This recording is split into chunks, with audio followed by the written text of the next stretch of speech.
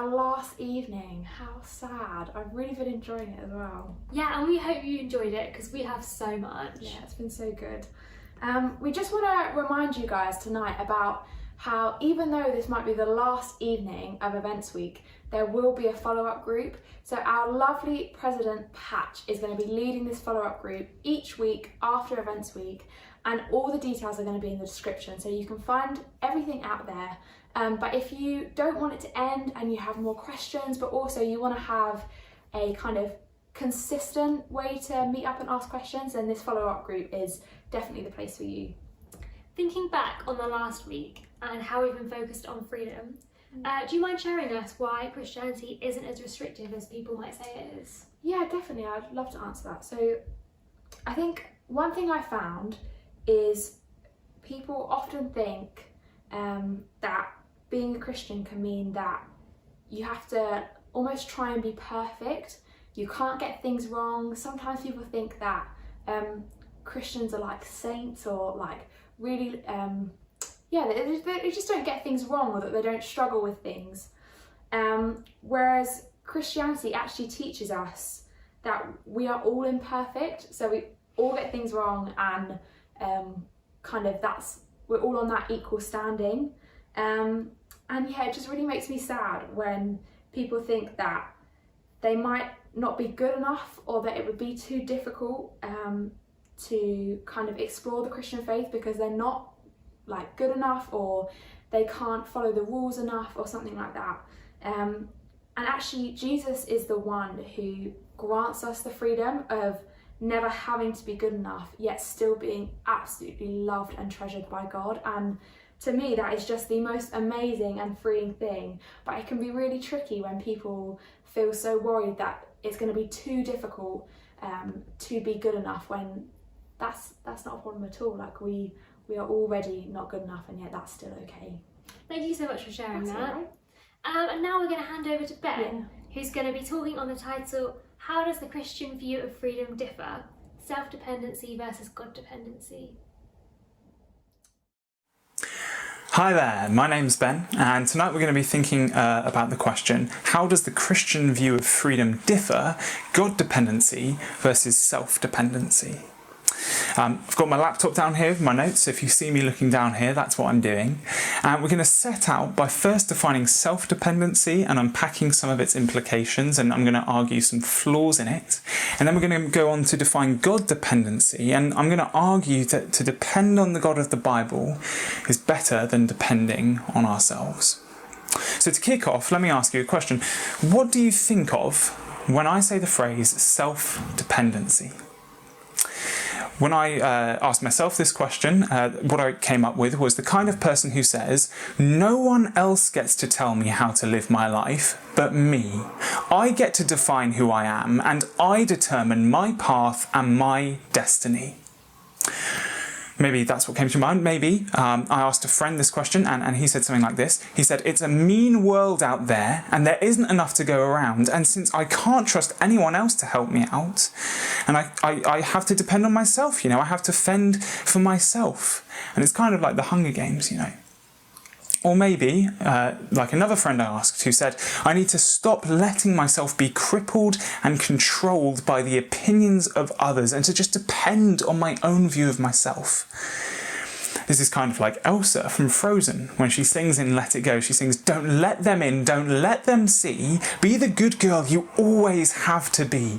Conceal, don't feel, don't let them know. Well, now they know. Let it go. Okay, you don't want to hear the rest of that. You get the picture. But at the centre of each of these views, or maybe whatever you thought of, I think there are two ideas that categorise self-dependence. One, I set the rules of my life. And two, I live by my strength alone. I get to determine the direction of my life, my goals, and how I get there, and I'm strong enough to do whatever I need to do to get there. My rules and my strength. This is self-dependence. To paraphrase an online dictionary that I checked, self-dependence is the quality or state of being determined or controlled by yourself only, relying only on yourself for support. And I think we see this as freedom, because when we set the rules for our lives, how to live and what to live for, and when we're strong enough to keep our rules and achieve what we're aiming for, then we'll be happy. And so if either we don't get to set our own rules or we're not strong enough, then we're limited in our ability to attain happiness, and so we're not free. And so we define self-dependence as my rules and my strength. And I think there are some aspects here which are healthy. I mean, for example, to be totally dependent on others, not serving them, but being served by them, being lazy and slothful and not taking responsibility for your actions is not a good thing. I may grow old, but I won't grow up. I won't mature or be contributing to others. And so to be self-dependent in the sense of organising my life well, having a healthy sense of self-discipline, taking responsibilities for the duties I have and discharging those duties well, that's a good thing. And the Bible says that God has given us abilities to do these things well. Or another example, it can be crippling if you're trying to live for the approval of others in an extremely unhealthy way. Your life is always on a knife edge, never knowing whether people will like you or not. And all the while you're kind of conditioning yourself so that the odds will be in your favour. Of course, there can be a healthy way of, wanting people to think well of you. If all your friends hate you, there's probably something going wrong there. But to be mastered and controlled by an unhealthy desire for approval is surely a bad thing. And the Bible, would say that we're not made for approval from other people, but we are made for approval from God. And so to live in this way can be crippling. But ultimately, I think there are some big flaws with self-dependence, living according to my rules and by my strength. First of all, I'm not perfect. And this is an issue because if I'm going to live by my rules, I need to be perfect. Perfectly wise, perfectly moral, perfectly good.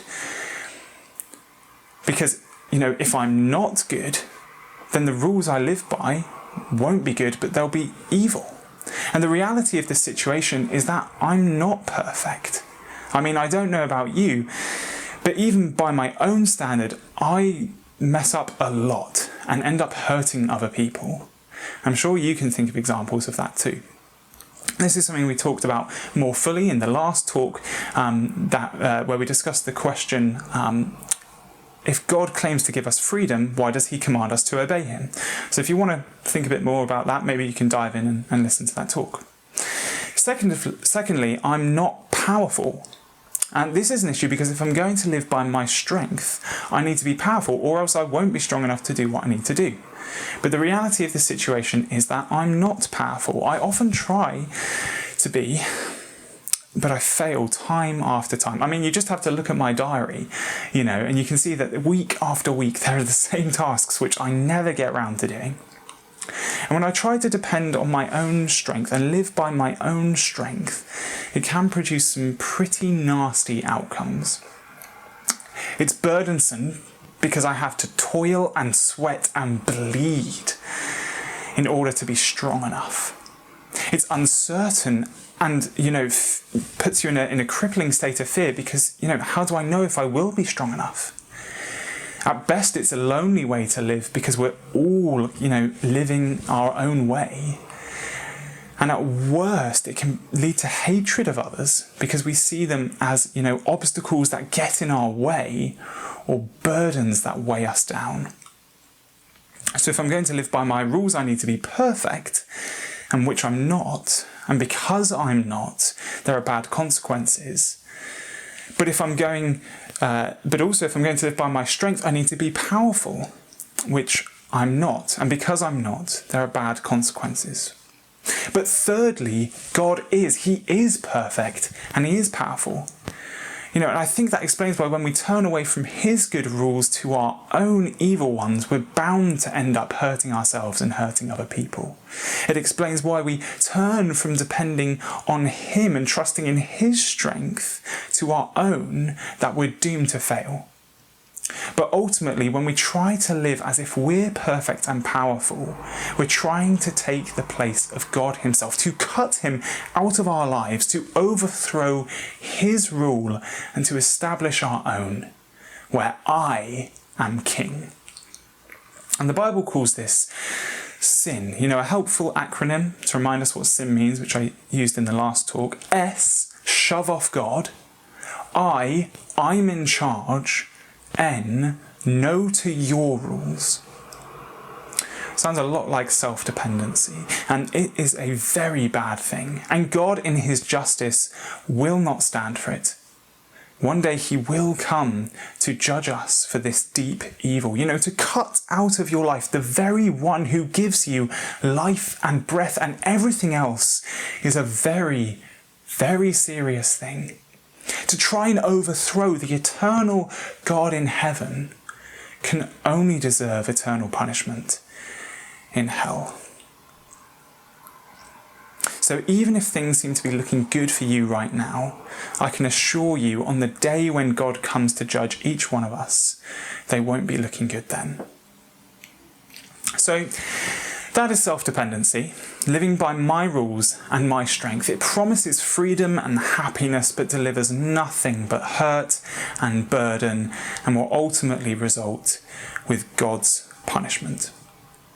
So before we move on to talking about God dependency, I want to tag on a little quick side note here about interdependency, where we depend not on ourselves but on one another. And, you know, I think this idea has some more truth to it, because quite frankly, you know, we are dependent on other people. If I want a Big Mac, you know, I have to depend on the people at McDonald's to make it for me. And if they want to get paid, they have to depend on me to go and buy it. You know, it's perfect. It's not just true, it's a good thing, and it's part of a functioning and healthy society, each one of us doing our part to manage well the world that God has made. However, interdependency is still people relying on other people who are fundamentally living according to their own rules and by their own strength at the deepest level, both individually and corporately. And so it has the same flaws, because we are not perfect and we are not powerful, but God is. So now let's turn to think about God dependency. So what about God dependency? We define self-dependency as living by my rules and my strength.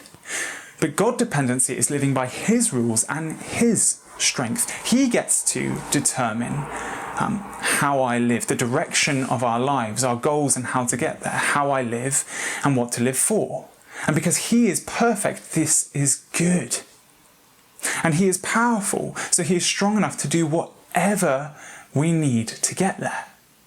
But he's not just perfect and powerful, he's also reliable enough for us to trust that he will get us there, and he is kind enough to help us get there if we come to him. His rules and his strength, that's God dependency. But there's a bit more nuance to it. And to dig into that, we're going to have to look at the big story of the Bible, because, you know, we've all lived in self-dependence, and so we deserve his punishment, and we do not have a right to come to him to depend on him. So let's go back to the beginning of the Bible. The story begins with the good God, who is the Trinity, which is a word Christians use to mean that God is one in being, but three in person. God the Father, God the Son, and God the Holy Spirit. And God is perfect and powerful. He is reliable and kind. And he made a good world.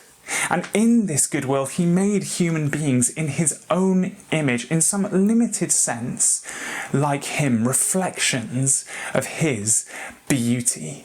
And he blesses us to rule over this creation under him according to his good rule. And in this, there is this healthy sense of self-dependence where we use the gifts and abilities God's given us to take care of the world he's charged us to look after. But ultimately, at the deepest level, there is God dependence, relying on his good rules and his strength to sustain them.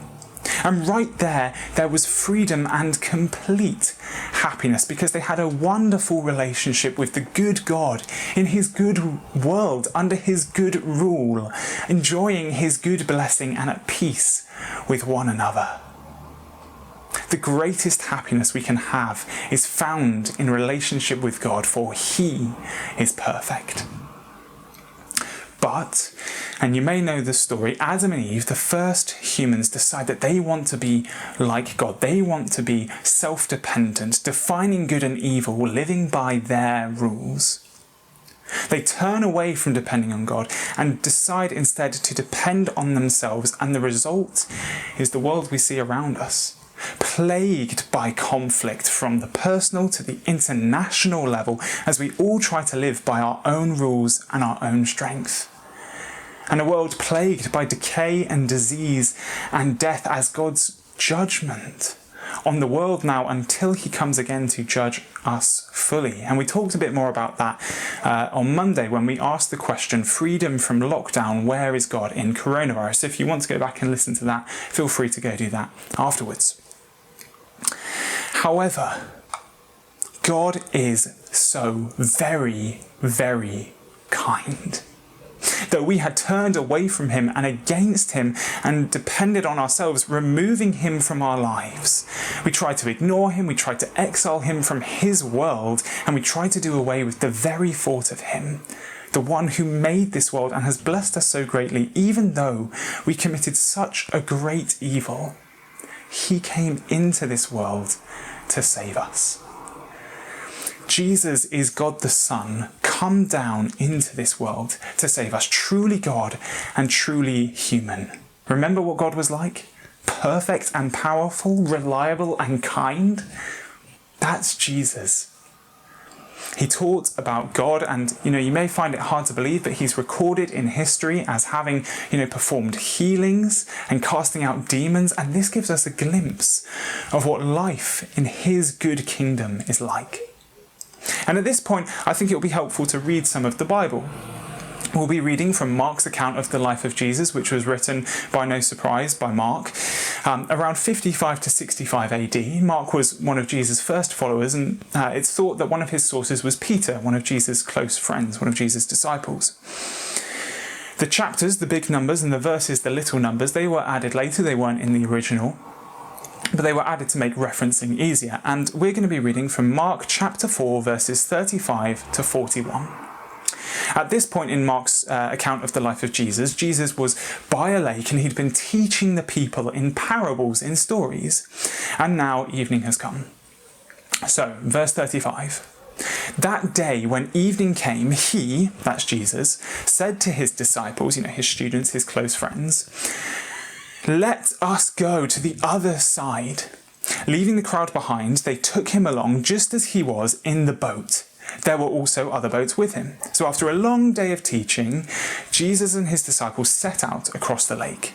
And then, all of a sudden, verse 37, a furious squall, that's a great windstorm, came up and the waves broke over into the boat so that it was nearly swamped. Jesus was in the stern, sleeping on a cushion.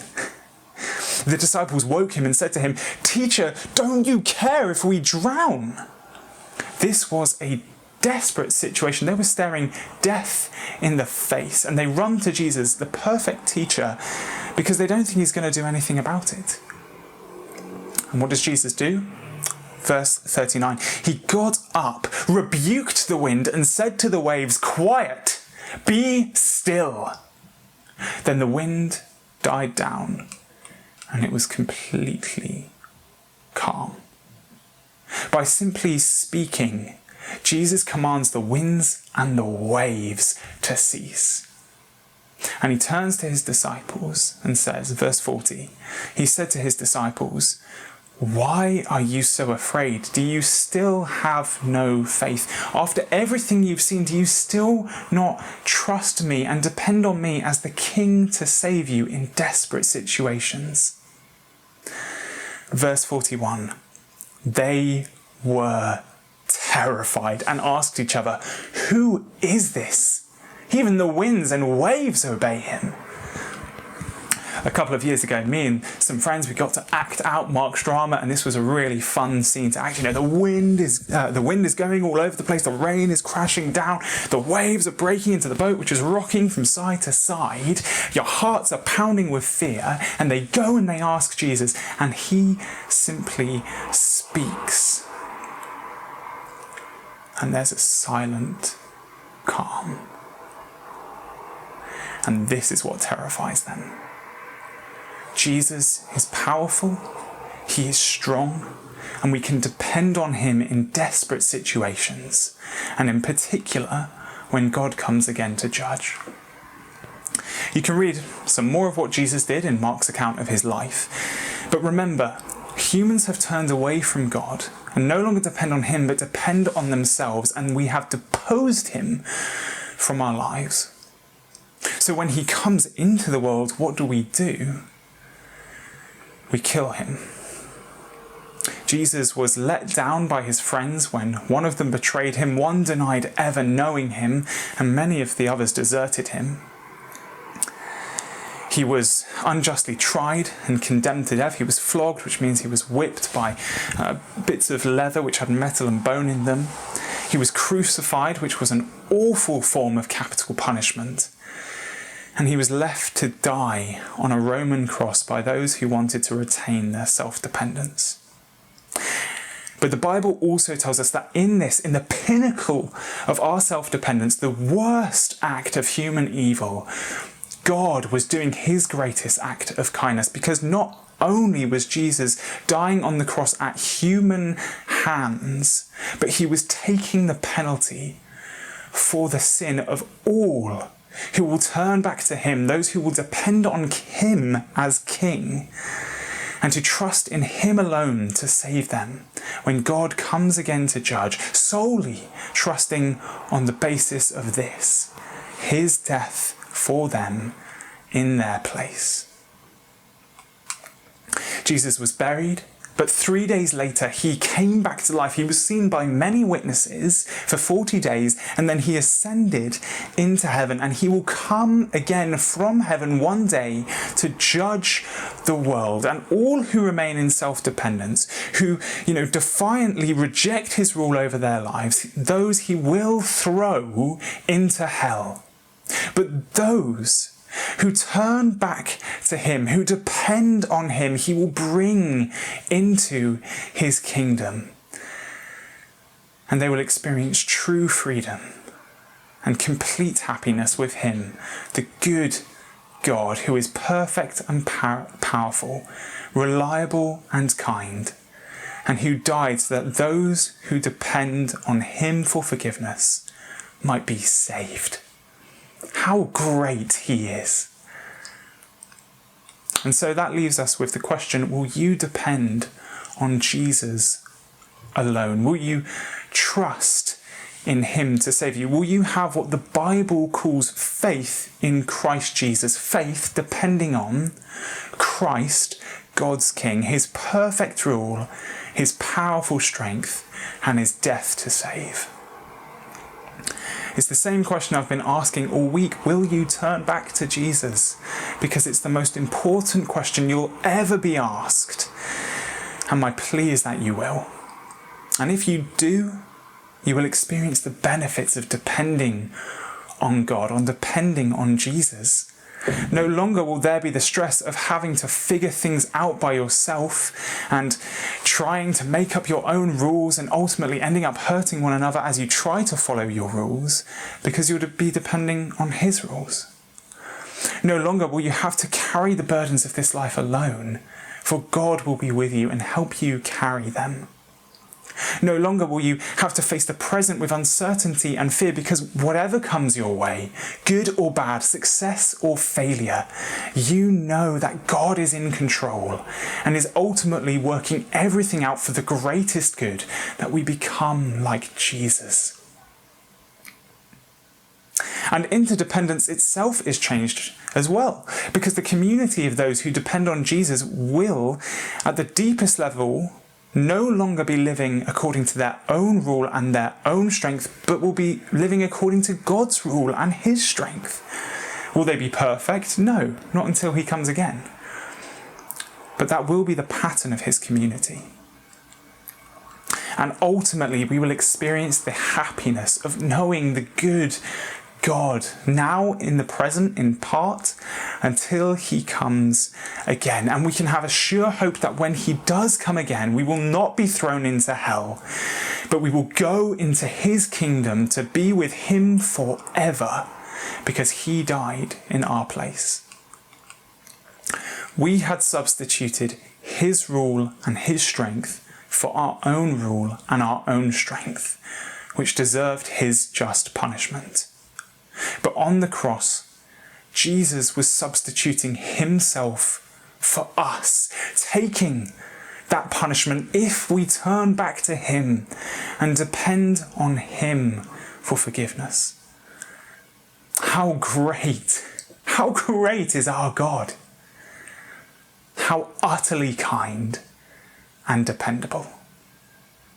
And so the question, how does the Christian view of freedom differ? God dependency versus self-dependency? Well, instead of relying on your rules and your strength, have faith in Jesus Christ. Depend on his rules and his strength. And then you will find the true freedom and complete happiness you are always longing and looking for. And you will find that in Jesus. And the question I leave with us one last time is, will you turn back to Jesus? Will you depend on him? For some of you, the answer may be yes, but for others of you, you might still be uncertain. You might want to find out more about Jesus, know a bit more about him. And so I think one of the ways that you can do that, or in any case, I think something that would be very helpful, is to read through the rest of Mark's account of the life of Jesus with a friend who's a Christian and get to know who Jesus is, what he came to do for us, and what he calls us to. And Vicky and Rosie can tell you a bit more about that now. Thank you very much for your time. I appreciate that, we're in lockdown, but it's still a Friday night. And for those of you who came along the whole week, thank you so much for your time. And I hope you all enjoy the rest of your week and the rest of your lockdown. Thank you, Ben. That was such a great talk to end this week with. Yeah, and that's the end of the Keele Christian University Events Week for 2021. Can't believe it. It's gone so quick. It has. But you do not need to worry, because there is a lot more coming from Keele CU. We have weekly CU meetings, which are on Wednesdays, and if you want to join these, just head to the SU website, go to the events page, and you'll find all the information to join them there. And also we have the follow-up groups that we've mentioned previously. Yeah, and the great thing about finding out about more is that we also have the socials in the description below. So everything that Vicky's just spoken about, when you click on our Instagram page and our Facebook page, and also if you just want to email us, then we can redirect you to help find out the details about those specifics. The other thing that we also have is impact groups. So impact groups are smaller groups within Keele CU that also meet weekly. It's such a great place to get to know a few members of Keele CU that little bit better, but it's also a discussion focused group, so you just get to sit and chat things through, and if you have questions, it will be the perfect place to go and meet some people who will be so excited to get to know you.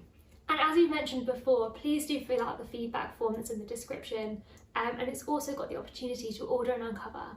Yeah, so some of you have probably heard us talk about the Uncover resource before, but if you've missed it or if you just want to hear it again, I'm going to explain what Uncover Mark looks like. So Uncover Mark is a free book that you can sign up for, that we will deliver to your term time address, and it's perfect because it's the Gospel of Mark, which is a book in the Bible. And the gospel means an account of Jesus' life. So it's all the stories of Jesus' life, and it's Mark specifically. So there are 4 gospels, and the Uncover book that we're talking about goes through Mark. And it's not just the Bible passages, it also has questions that you can work through. So it gets you thinking, and it helps kind of lead you into what the passage is trying to tell you. So it's this great resource and it also gives you the freedom to potentially read it with someone from Keele CU. So we would love to offer to you guys, if you think, I don't know if I want to read this by myself because I think I've never read the Bible before, or I don't know a lot and I might have too many questions, then we would love to offer the chance to read Uncover with someone in Keele Christian Union.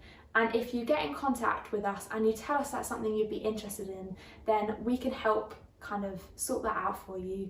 But also, if you've been invited by a friend, I can pretty much guarantee that they would absolutely love to read this resource with you. So definitely ask them and get them talking about it, because they would love that. And finally, we'd just like to thank all of you for coming along. Yeah. We know it's not the same as normal, but we really hope you've enjoyed it anyways. And we've loved seeing all the engagement online. Yeah, so I think that's it from us. Yeah, that's everything. But we have absolutely loved having you guys. Thank you so much for coming, and we'll see you next year. Bye! Bye!